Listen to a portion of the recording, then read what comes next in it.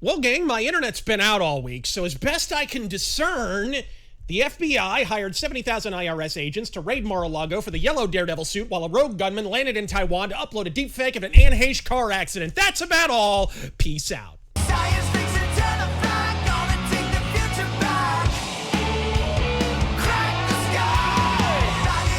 Okay, I oughtn't to tease. After all, this is a matter of mortal consequence. The FBI, leaning tower of even-handed enforcement that they are, raided the home of Donald Trump to find evidence of top-secret documents, which the left took as their opportunity to astroturf into alleged nuclear documents. And don't you dare laugh! This is serious as a split toenail. I mean, come on!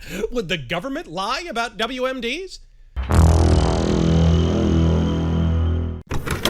All right. So the FBI, which I warned you, 3 years ago, was a law enforcement arm of establishment politics and one long past its expiration date, by the way, went ahead and provided a postscript to my "It's time to fire the FBI" video by raiding the residence of a Biden political opponent, alleging, but by their own admission not proving, that Trump possessed, quote, stolen nuclear documents. And it all just happened to occur right after Trump gave a CPAC speech laying out his plan to tear down, if not outright abolish, the entire intelligence apparatus if elected to a second term. Pause to suppress erection.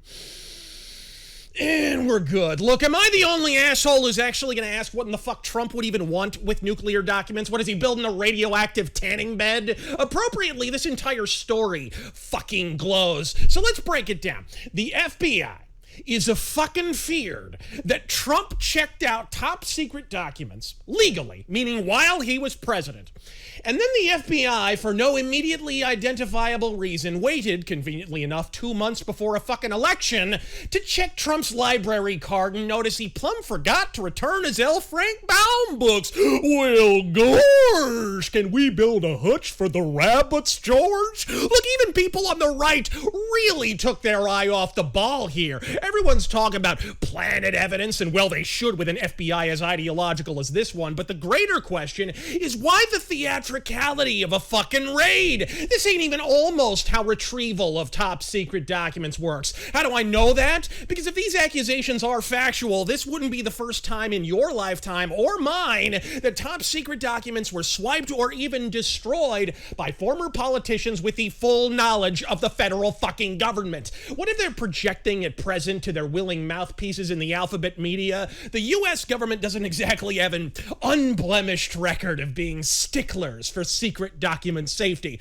Just ask former Clinton advisor Sandy fucking Berger and the shitloads of top secret files relating to intelligence ahead of the 9/11 attacks he shoved in his fucking boxer briefs and burned in the bathroom of the National Archives in 2004, mere days before the 9/11 hearings, might I add. And like a Scooby-Doo villain in a shitty Halloween costume, he would have gotten away with it too if his own law clerk hadn't developed a fucking conscience and reported his ass. No raid on his home, no House oversight committees, just a quiet investigation culminating in 2 years mandatory probation and the opportunity to voluntarily resign from practicing law while Ill Bill laughed his bubba balls off about it on the news. Even if we assumed absolutely all of these accusations were legit, and why would anyone with activity above the brainstem begin to do so? You think maybe making a big-ass public deal out of this was just a smidge political, particularly heading out of elections that went about as well for the DNC as a box wine shortage at the Pelosi estate? I'm saying it so often these days, I had to print it on a fucking mouse pad.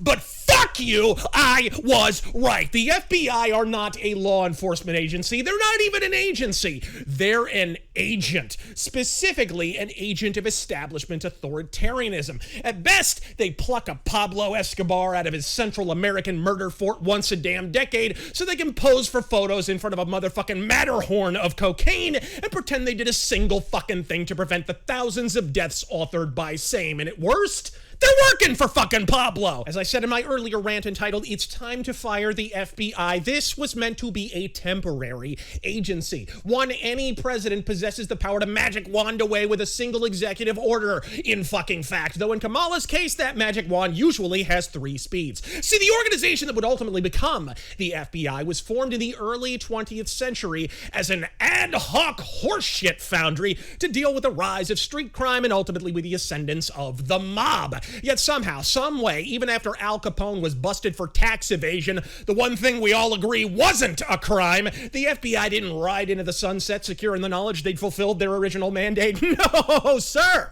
They simply invented 11 new reasons to continue to fucking exist. From Capone to the Boon, from the Boon to the Bolsheviks, from the Bolsheviks to lighting kids on fucking fire at Waco, proving in the process that temporary government programs are more permanent than my mom's hair in the 80s. This is one of those all too frequent instances where whether you believe their accusations or not, the FBI look every bit as fucking bad. I mean, in all this bullshit and ballyhoo, the FBI already quietly conceded that the documents they've been seeking had already likely been declassified, which, if you'll allow me to don my conspiracy cape for a beat, if I could actually manage to cram my cranium up my own asshole far enough to begin to imagine what it's like to be a modern FBI agent, and I had planned to plant evidence on a public figure, it might just be more advantageous to ensure said documents were of a declassified nature so that when the Washington Post prints breathless coverage of this cock and bullshit, they can include a steady stream of fucking visual aids to better keep the story foremost in the minds of the public and say,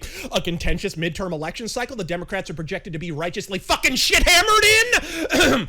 In Minecraft, of course. Which makes it all the more goddamn ridiculous when the FBI played the heavily armed authoritarian victims after Trump supporters called full-blown bullshit on this. How to put this?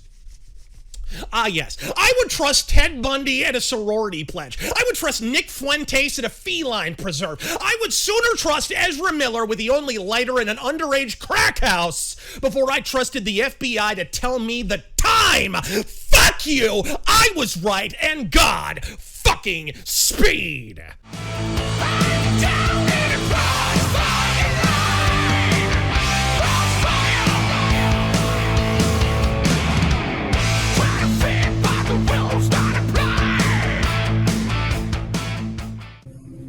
Let me address recent unfounded attacks on the professionalism of the FBI and Justice Department agents and prosecutors. I will not stand by silently when their integrity is unfairly attacked. The men and women of the FBI and the Justice Department are dedicated, patriotic public servants. Every day, they protect the American people from violent crime, terrorism, and other threats to their safety, while safeguarding our civil rights.